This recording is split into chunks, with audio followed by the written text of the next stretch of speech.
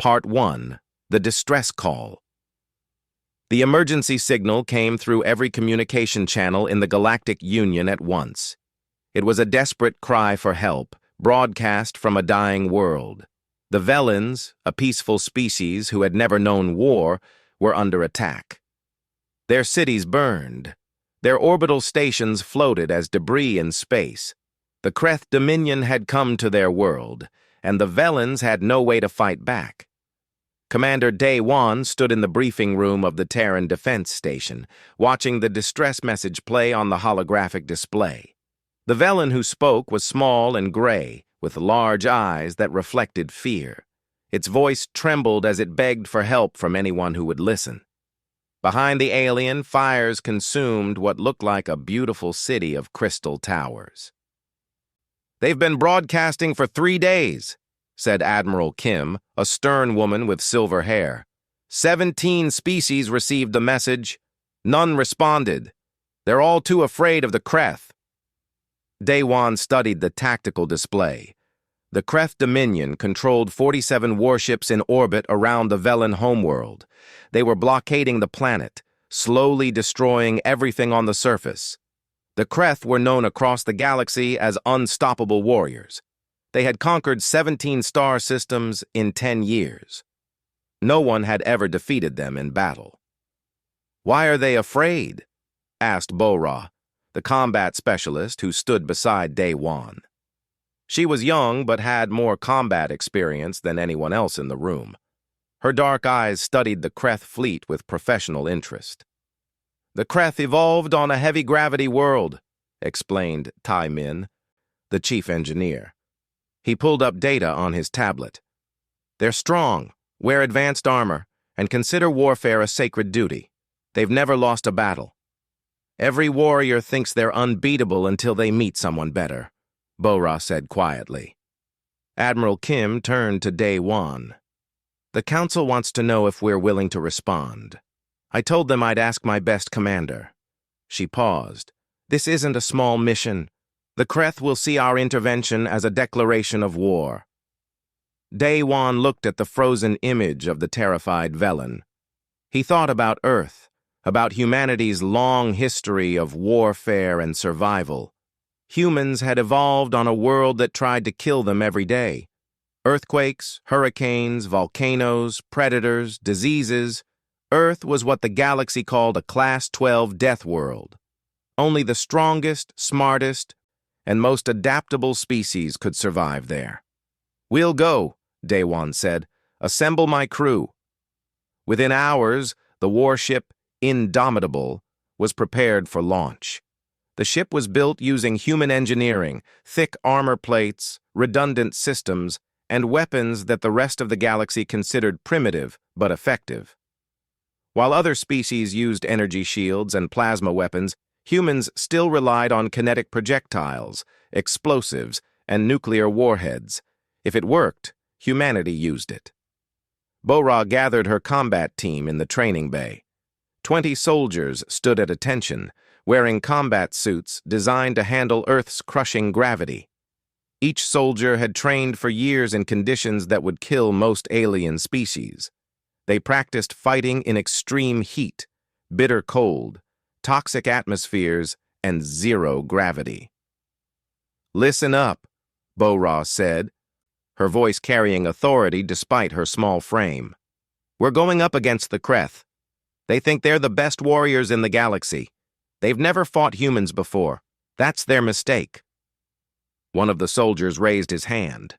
"What makes us different?" Bo-Ra smiled coldly. "They fight with honor and tradition. We fight to win. They evolved on a world where everything was easy. We evolved on a world where everything tried to kill us. We're going to show them what that means."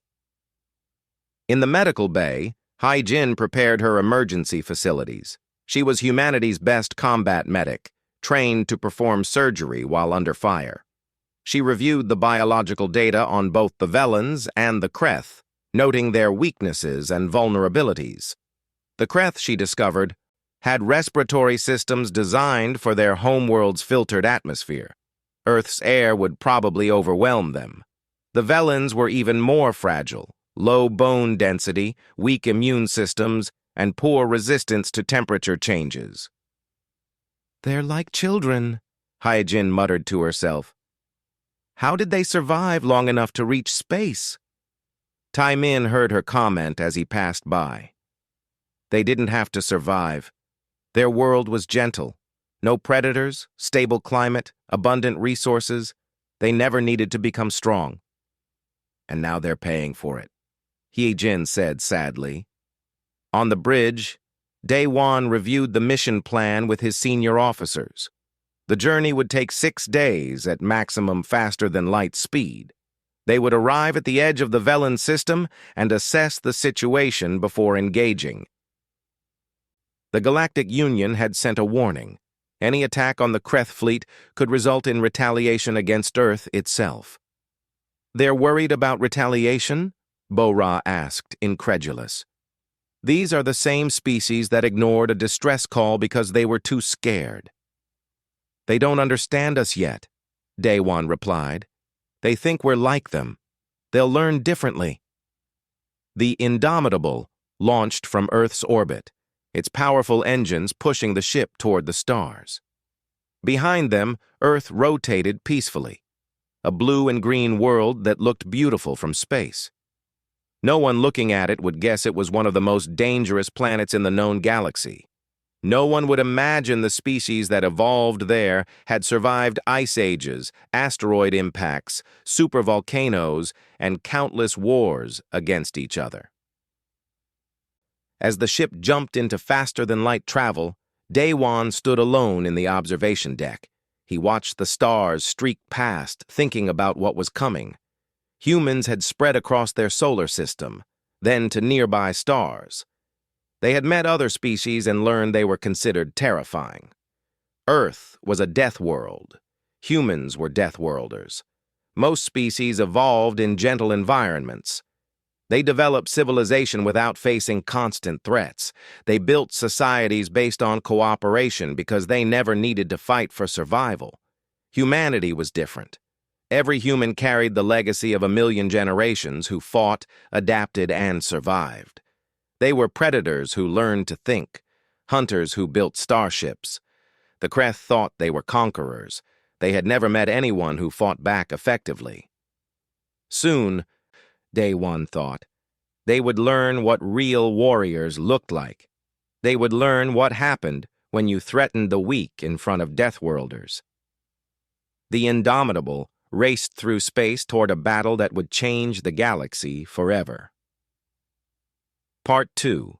First Contact with Destruction. The Indomitable dropped out of faster-than-light travel at the edge of the Velen system. Immediately, the sensors detected the Kreth blockade fleet.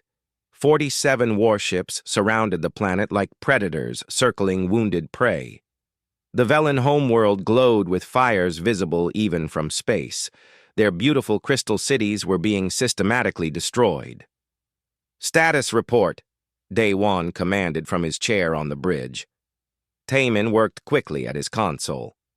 "The Kreth fleet is maintaining a tight formation around the planet. They're bombarding population centers with plasma weapons. Velen orbital defenses are completely gone. I'm detecting life signs underground. Looks like the survivors went into shelter systems." "Any response to our arrival?" Daewon asked.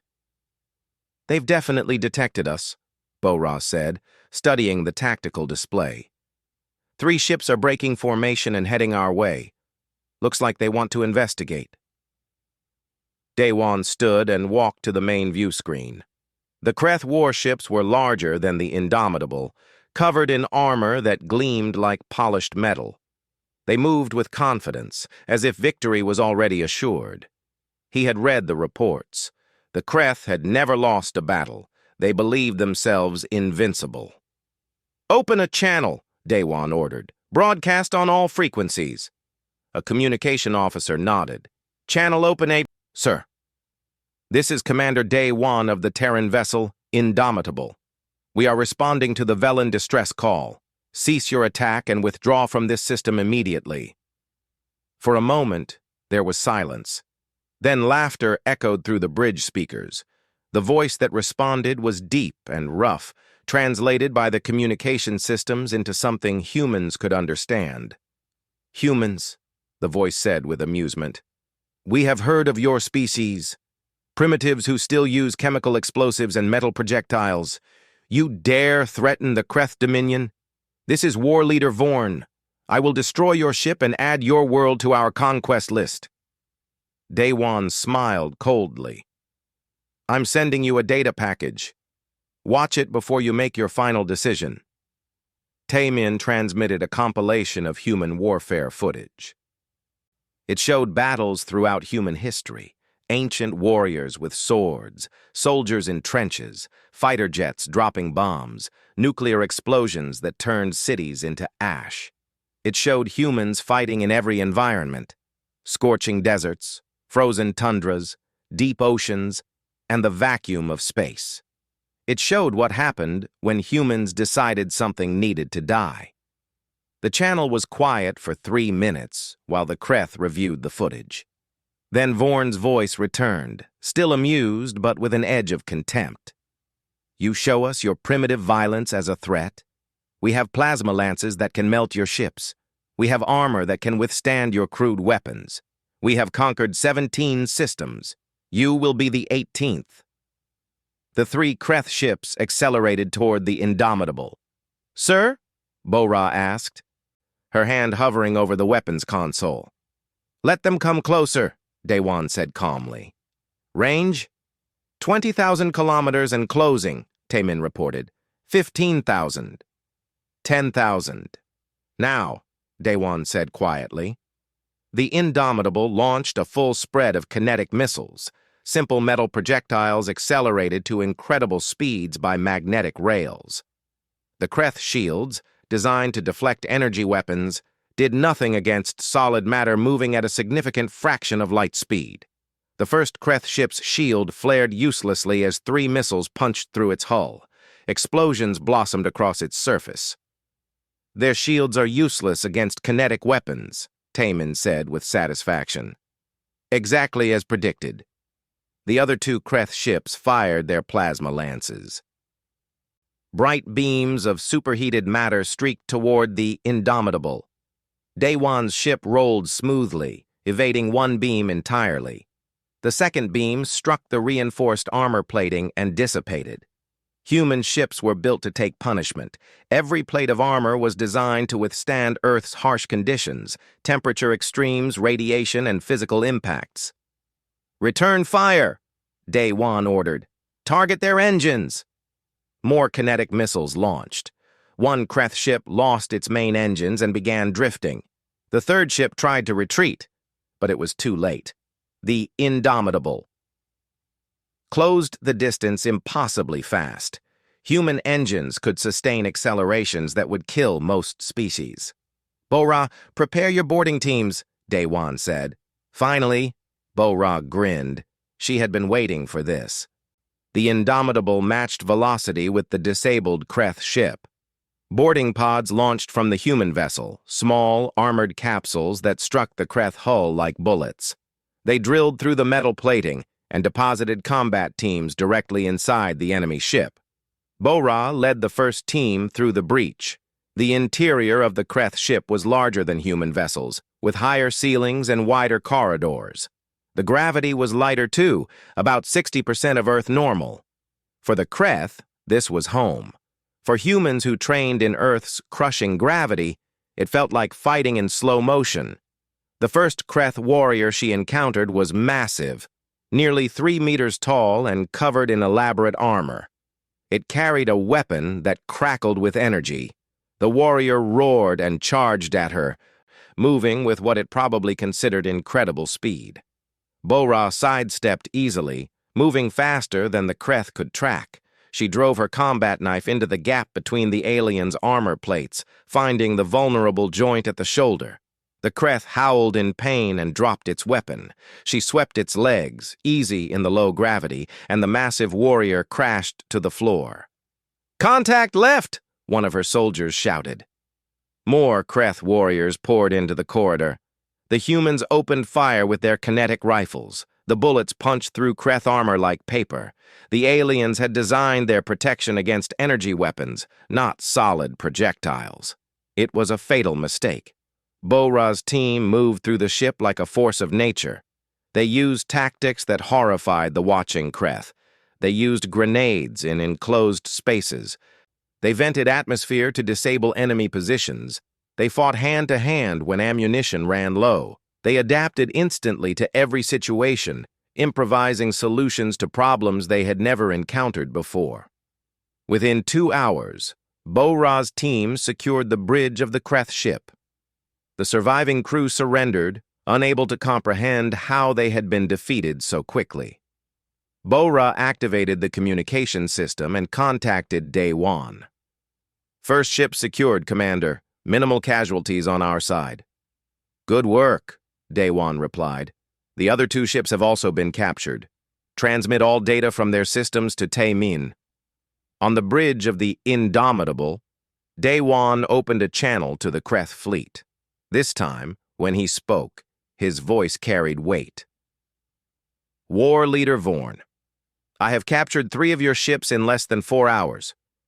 Your warriors fought bravely, but they are not prepared to face Deathworlders. I am giving you one opportunity to withdraw. If you refuse, I will demonstrate exactly why the galaxy classifies Earth as a Class 12 Death World." The response came quickly, but this time there was no laughter. Vorn's voice carried fury and wounded pride. "You have embarrassed the Kreth Dominion. This insult cannot stand. I am committing my entire fleet to your destruction. You will learn why we have never been defeated." Day-Wan closed the channel and turned to his crew. "Prepare the drone mines. It's time to show them what human warfare really looks like." The battle for Velen Prime was about to begin in earnest. Part 3. The Deathworld Doctrine War Leader Vorn stood on the bridge of his flagship, the Eternal Conquest. Around him, his officers prepared for battle with practiced efficiency. They had conquered 17 systems using the same strategy, overwhelming force delivered with precision and honor. The loss of 3 ships to the humans was embarrassing, but it would be corrected. No single vessel could stand against 44 warships. "All ships report ready," his tactical officer announced. "We await your command." Vorn studied the display showing the lone human vessel. It hung in space like an insult, waiting for them. He could not understand how such a small ship with primitive technology had defeated his warriors. But it did not matter. The full might of the Kreth fleet would crush it. "Advance in formation," Vorn commanded. "Maintain shield cohesion, concentrate fire on that human vessel and reduce it to atoms." The Kreth fleet moved forward as one. A wall of metal and weapons bearing down on the Indomitable. Their plasma lances charged, ready to unleash destruction. Victory seemed certain. On the Indomitable, Day-Wan watched the approaching fleet with calm focus. Beside him, Tae-Min worked frantically at his console, making final adjustments to their surprise. "Drone mines deployed," Tae-Min reported. "Thousands of them, scattered across their approach vector. They're too small and too cold to detect easily. The Kreth sensors are calibrated for large ships and energy signatures." "Distance to fleet?" Day-Wan asked. 50,000 kilometers and closing. They're maintaining tight formation just as we predicted." Bo-Ra stood ready at the tactical station. "This is either going to be brilliant or we're about to become space dust." "Have faith in human engineering," Day-Wan said with a slight smile. "We've been building weapons for thousands of years. We're good at it." The Kreth fleet crossed the invisible threshold. Tae-Min's fingers danced across his console, activating the drone mines. Thousands of small devices, each no larger than a human fist, suddenly came alive. They were simple machines, just a small thruster and a dense metal core. They didn't need to be complicated. Physics would do the rest. The drones accelerated toward the Kreth ships. They moved fast, pushed by chemical rockets that would have been considered ancient technology anywhere else. But ancient didn't mean ineffective. The drones reached relativistic speeds in seconds, becoming projectiles with devastating kinetic energy. The first impacts looked like tiny flashes of light. Then the explosions began in earnest. The Kreth shields, sophisticated and powerful, were designed to deflect or absorb energy weapons. They were completely useless against solid matter moving at a significant fraction of light speed. The drones punched through shields like they weren't there, then slammed into hull plating with the force of small nuclear weapons. Vorn watched in horror as his fleet began to die. Ships exploded or tumbled out of formation, with massive holes torn through their hulls. The tight formation he had maintained became a death trap, as debris from destroyed ships collided with neighboring vessels. Alarms blared across every bridge in the fleet. "Evasive maneuvers!" Vorn roared. "Break formation!" But it was too late. The drone swarm was programmed to pursue. Every time a ship tried to evade, more drones adjusted their trajectory. The Kreth had never encountered weapons like this. Cheap, numerous, and devastatingly effective. They were used to fighting enemies who valued honor and followed predictable patterns. Humans valued victory and would use any method to achieve it. Within minutes, 20 Kreth ships were destroyed or crippled. The remainder scattered, their formation broken, their confidence shattered. "Deploy boarding teams to the disabled ships," Daewon ordered. "Bo-Ra, I want their command cores before they can self-destruct." Bo-Ra and her soldiers launched in a dozen boarding pods, racing toward the crippled Kreth vessels. They moved through the wreckage like sharks through blood-filled water. On each ship, they fought desperate Kreth warriors who couldn't understand how their sacred duty had turned into a massacre. Down on Velen Prime, in the underground shelters, the Velen leader, Seo Jun, watched the battle through their sensors. His people gathered around him, their large eyes fixed on the display. They had been resigned to death. The Kreth were unstoppable. Everyone in the galaxy knew that. But now they watched as the unstoppable force met something worse. The humans fought with a savagery that terrified the Velens almost as much as it did the Kreth. They used weapons that other species considered barbaric. They employed tactics that violated every principle of honorable warfare. They adapted and improvised, turning every situation to their advantage. "Are they winning?" one of the Velens whispered, unable to believe what they were seeing. Seo Jun didn't answer immediately. He watched as another Kreth ship exploded, its hull breached by human kinetic weapons. He listened to the translated human communications, soldiers joking and laughing even as they fought, making plans while under fire, coordinating with a precision that spoke of countless battles.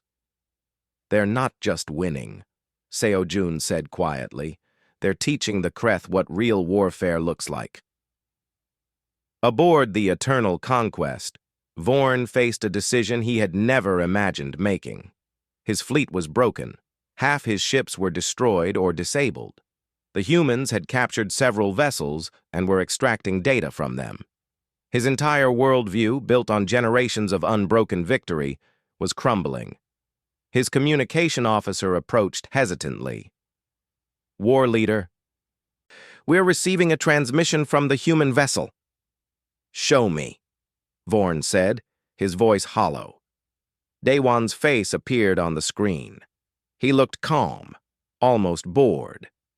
Behind him, human crew members worked efficiently, as if this battle was routine for them. "War Leader Vorn," Daewon said, "my engineer has accessed your fleet databases. We now have the location of your home world and all your conquered systems. I want you to understand something important. We didn't come here to fight you. We came here to help the Velens, but you chose to attack us." Vorn said nothing, waiting. "I'm going to send a message to your Dominion's leadership," Daewon continued. "I'm going to show them what happened here. I'm going to show them footage of human history. Our wars, our natural disasters, our survival. I want them to understand exactly what kind of species you provoked." The screen split, showing a compilation of images from Earth. Volcanic eruptions that buried entire cities. Hurricanes that flattened coastlines, wars that consumed whole continents, weapons that could sterilize planets. Through it all, humans surviving, adapting, continuing. Earth is classified as a Class 12 death world, Day One explained. We evolved in conditions that would kill most galactic species within hours. Our entire history is a story of survival against impossible odds. We developed civilization not because our world was kind, but because we learned to be tougher than everything trying to kill us. Vorn stared at the images, finally understanding. The humans weren't just warriors. They were survivors of a world that had spent millions of years trying to make them extinct. Every weapon they used, every tactic they employed, had been refined through countless generations of the most brutal natural selection imaginable. "You can retreat," Day One said. "Take your remaining ships and leave this system. Or you can continue fighting, and I will show you what Deathworlders do to threats. Choose quickly." Vorn looked at his tactical display. He had 24 operational ships left. The human vessel remained undamaged. His warriors were demoralized. His fleet was scattered. For the first time in Kreth history, War Leader Vorn gave an order he never thought he would give. "All ships," he said quietly. "Withdraw from Velen space." Part 4. The Hunter's Mercy. The message from the Indomitable reached the Kreth homeworld 3 days after the battle at Velen Prime. The High Council of the Kreth Dominion gathered in their grand chamber, a massive room carved from black stone. War Priest Kel, spiritual leader of the Kreth military, watched the footage in silence. Around him, other council members shifted uncomfortably in their seats. The recording showed everything. It showed the Kreth fleet advancing with confidence. It showed the sudden devastation from human drone mines. It showed Kreth warriors, bred for combat and trained from birth, being overwhelmed by human soldiers who moved faster, fought harder, and adapted quicker. It showed 23 warships reduced to debris in less than an hour. But what disturbed Kel most was the footage from Earth. He watched hurricanes that could flatten cities. He watched earthquakes that split the ground. He watched volcanoes that darkened the sky with ash. He watched ice ages that covered continents. And through it all, he watched humans survive. "Pause the recording," Kel commanded. The image froze on a scene of human soldiers in combat. They were fighting other humans, using weapons that seemed designed purely to kill their own species as efficiently as possible. "Look at this," Kel said to the council. "Every weapon they possess, every tactic they employ, all of it was developed fighting each other. They didn't just evolve to survive predators or natural disasters. They evolved to kill other humans. They spent thousands of years perfecting the art of warfare against opponents who were exactly as intelligent, exactly as adaptable, and exactly as ruthless as they were." One council member spoke up. "Surely we can gather our forces and—" "No," Kel interrupted. "I have studied warfare for 60 cycles. I have led armies across 17 systems. I know a superior enemy when I see one. The humans are not just stronger or better equipped. They think differently. They approach warfare as a problem to solve, rather than a ritual to perform. They will use any method, any weapon, any strategy that brings victory. They have no concept of fighting with honor. They only understand winning." Another council member stood, their armor clanking. "Are you suggesting we surrender to primitives who still use chemical explosives?" Kel turned to face them. "I am suggesting that we are the primitives. We have relied on the same strategies, the same weapons, the same thinking for generations. We won our battles because our enemies fought like us, predictably, honorably. The humans don't care about honor. They care about results." Before the argument could continue, a new message arrived from the Indomitable. This time, Commander Day One appeared on their communication screens. "Leaders of the Kreth Dominion," Day One said, his voice calm, "I am offering you an opportunity to resolve this conflict without further bloodshed. I propose single combat between champions, one of your finest warriors against one of mine." If you win, humanity will withdraw and never interfere with the Kreth Dominion again. If we win, you will leave Velen space and release all conquered systems immediately. The council chamber erupted in discussion. Several members saw this as an insult. Others saw it as a chance to restore Kreth honor. Kel saw it as something else, a trap, but also a mercy. He's offering us a way out, Kel said quietly. He could have attacked our homeworld with those drone weapons. He could have destroyed our fleet completely. Instead, he's giving us a chance to preserve some dignity. The council voted. The decision was unanimous. They would accept the challenge. 3 days later, on a barren moon in neutral space, representatives from dozens of galactic species gathered to witness the combat. The Galactic Union transmitted the event across known space. Everyone wanted to see what would happen when Kreth might met human determination. The arena was simple. A circular platform 100 meters across, open to the moon's thin atmosphere. On one side stood the Kreth champion, Drash. He was the largest warrior in the Dominion, nearly 4 meters tall, covered in ceremonial armor that had never been penetrated in battle. He carried a plasma blade that could cut through steel. On the other side stood Bo-Ra. She looked tiny by comparison, barely reaching Drash's chest. She wore a light combat suit with minimal armor. She carried no guns, only a combat knife and her training. Seo Jun watched from the Velen observation area. "This is madness," he whispered to his advisors. "That human is half his size. This is a death sentence." "Perhaps," one advisor replied. "Or perhaps the humans know something we don't." The combat began without ceremony. Drash charged forward with the speed of a predator, his plasma blade raised. Bo-Ra didn't retreat. Instead, she ran toward him, closing the distance faster than anyone expected. At the last moment, she dropped into a slide, passing under Drash's swing while her knife found the gap between his armor plates at the knee. Drash roared in pain and surprise. He turned, swinging his blade in a wide arc. Bo-Ra was already moving, rolling away and coming up in a crouch. She had studied the footage of Kreth warriors carefully. They were strong and well-trained, but their fighting style was built for their homeworld's lighter gravity. Every movement was slightly slower than it needed to be. Every stance left small openings.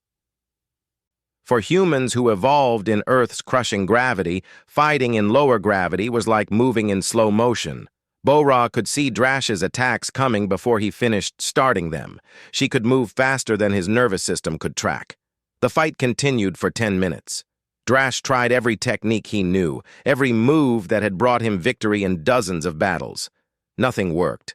Bo-Ra was always where he didn't expect, always moving faster than he could follow. She didn't try to match his strength. Instead, she used leverage, joint locks, and precise strikes to vulnerable points. Finally, Bo-Ra found her opening. Drash overextended on a lunge, putting too much weight forward. She grabbed his arm, twisted, and used his own momentum to throw him to the ground. The massive warrior crashed onto the platform with enough force to crack the stone. Before he could recover, Bo-Ra had her knife at his throat, positioned in the gap between his helmet and chest armor. "Yield," she said simply. Drash stared up at her, his breathing heavy. Slowly, he released his weapon and spread his arms in the Kreth gesture of surrender. The arena was silent. Then, slowly, scattered applause began from the watching species. Bo-Ra removed her knife and offered Drash her hand. The Kreth warrior stared at it for a moment, then accepted. She helped him to his feet. "You fought well," Bo-Ra said. "On your world you would have won. But my world taught me to fight harder." Daewon's voice broadcast across all frequencies. "The challenge is complete. The Kreth Dominion will honor their agreement." But Daewon wasn't finished. He addressed the watching galaxy. "Let everyone understand what happened here. We are Deathworlders. We evolved on a planet that tried to kill us every day. We could have destroyed the Kreth fleet completely. We could have invaded their homeworld and added it to our territory. We have the weapons and the will to do it. But we chose a different path." He paused, letting his words sink in. "We chose mercy. We gave the Kreth a chance to preserve their honor and their people. We did this because strength without wisdom is just violence. But know this: if anyone threatens innocent species again, if anyone attacks those who cannot defend themselves, humanity will respond. And next time, we might not be so merciful." War Priest Kel, watching from the Kreth observation area, bowed his head slightly. The human commander understood something that the Kreth had forgotten. True power wasn't about dominating others. It was about knowing when to fight and when to show restraint. The Kreth would withdraw, the conquered systems would be freed, and the galaxy would remember the day that Deathworlders showed them what real strength looked like. Part 5. The New Galactic Order. The Kreth fleet departed from Velen space 3 days after the single combat. War leader Vorn stood on the bridge of the Eternal Conquest, watching the beautiful crystal cities of Velen Prime fade from view. His fleet, once 47 strong, now numbered only 24 ships. The others floated in space as monuments to Kreth pride and human efficiency. "Set course for the first conquered system," Vorn commanded. "We will release them as promised." His tactical officer hesitated. "War leader, the Council could override your agreement. We could—" "No," Vorn said firmly. "We gave our word. The Kreth do not break oaths, even to enemies, especially to enemies who showed us mercy when they could have shown us extinction." On Velen Prime, Seo Jun emerged from the underground shelters for the first time in weeks. The sunlight hurt his eyes after so long in darkness. Around him, other Velens slowly came out, looking at their damaged world with mixed emotions. Their cities were scarred, their orbital stations were gone. But they were alive. A human transport shuttle landed near the main shelter entrance. Seo Jun watched as Daiwan, Bo-Ra, Tae-Min, and Hye-Jin stepped out. The humans looked strange on the Velen world. Stockier, denser, moving with a controlled power that suggested they were always ready for danger. "Commander Daewan," Seo Jun greeted him formally. "You saved my people. We owe you a debt we can never repay." Daewan shook his head. "You owe us nothing. We answered your distress call because it was the right thing to do." "But the cost, your ship, your resources, the risk to your people," "was acceptable," Daewan replied. "Earth has resources. We have technology. What we won't tolerate is watching innocent people die when we have the power to help them." Tae-Min stepped forward, carrying a data tablet. "We've analyzed your infrastructure damage. Your orbital stations can be rebuilt in 6 months using our construction methods. We'll provide the designs and assist with the heavy lifting. Your cities will take longer, but we can help with that too." Hye-Jin added, "I'd like to establish a medical exchange program. Your people have biological knowledge that could benefit humans, and we have trauma medicine that could help you." Seo Jun felt his eyes water, a Velen expression of deep emotion. "Why? Why do you care so much about us?" Bo-Ra, who had been quiet until now, spoke up. "Because someone has to. The galaxy is full of peaceful species who can't defend themselves. It's also full of predators like the Kreth who take advantage of that. Earth spent its entire history dealing with predators. We know how to handle them." Over the following weeks, human engineers worked alongside Velens to rebuild their world. The partnership was strange at first. Velens were gentle, cautious, and thoughtful. Humans were aggressive, direct, and innovative. But they found common ground in their shared goal of restoration. Tae-Min showed the Velens how to reinforce their structures using techniques developed for Earth's earthquakes and storms. The new buildings would be beautiful like the old ones, but much stronger. Bo-Ra helped establish a basic defense force, teaching Velens that pacifism was admirable, but vulnerability was dangerous. The news of what happened at Velen Prime spread across the galaxy faster than light. Every species, from the most advanced to the newly spacefaring, heard about the humans who defeated the undefeatable Kreth. The Galactic Union called an emergency session. The council chambers were full when Day One arrived. Representatives from hundreds of worlds watched as he walked to the central platform. The council speaker, an ancient being from a long-lived species, addressed him formally. Commander Day One of Earth, the Galactic Union wishes to offer humanity a permanent seat on the Security Council. Your actions have proven that humans possess both strength and wisdom. We would be honored. No, Day One interrupted politely.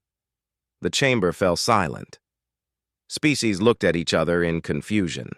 No one refused a Security Council seat. We appreciate the offer, Day One continued. But Earth isn't interested in political power. We don't want to control the galaxy or make decisions for other species. We just want to be left alone to explore and grow. Then why did you intervene at Velen Prime? The speaker asked. Because they asked for help and no one else answered, Day One said simply. We're not heroes. We're not saviors. We're just people who believe that if you have power, you have a responsibility to use it for good. Another council member spoke up, their translator making their voice sound nervous. But Earth is a death world. Humans are Deathworlders. Many species are frightened of you now. Good, Day One replied bluntly. They should be frightened. Not of us attacking them. We have no interest in conquest. But they should be frightened of what happens if they prey on the weak. Because if humanity hears about it, we will respond. He looked around the chamber, meeting the eyes of representatives from species across the galaxy. Let me be very clear. Earth will not join your councils or your politics. But we will answer distress calls. If any species attacks those who cannot defend themselves, they will have to deal with humans. That's not a threat. It's a promise. The chamber erupted in discussion. Some species were relieved, others were concerned. A few were calculating how to use this development to their advantage. Across the galaxy, the impact of humanity's intervention rippled outward. The Kreth Dominion released all 17 conquered systems and entered a period of isolation, their entire society grappling with their defeat. Pirates who had raided peaceful trade routes suddenly became very cautious, aware that any attack might bring human warships. Small species who had lived in fear for generations started to hope. If the Velens could be saved, maybe they could be too. 6 months later, the Velens completed their monument.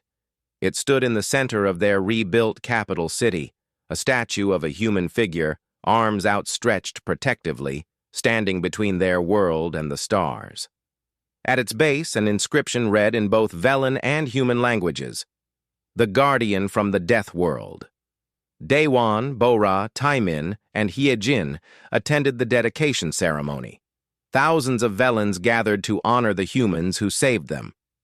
Seojun spoke to the crowd. We learned something important. The universe contains both predators and prey. We were prey who hoped predators would leave us alone. But there are also guardians, those who choose to protect rather than exploit. Humanity showed us that strength can be used for good. That evening, aboard the Indomitable, as it prepared to return to Earth, Bora found Day One in the observation deck. He was staring at the stars, lost in thought. "Do you think we did the right thing?" she asked. Day One was quiet for a moment. "We showed them what humanity is capable of. The violence, yes, but also the mercy. The strength, but also the compassion. Now the galaxy knows. Deathworlders don't seek war. But when war comes to those who can't defend themselves," Bora continued, "we answer.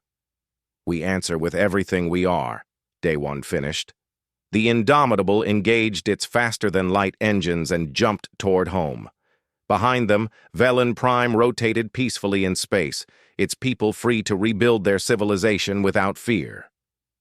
The Kreth had learned a painful lesson. The galaxy had gained a reluctant protector, and humanity continued to do what it had always done: survive, adapt, and protect those who couldn't protect themselves. Earth might be classified as a death world, and humans might be Deathworlders, but they were also something else. They were the species that answered distress calls when no one else would.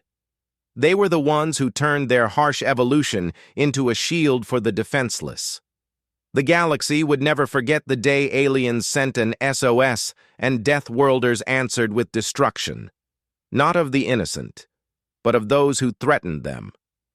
It was a new era in galactic history, and humanity had just announced its role in it.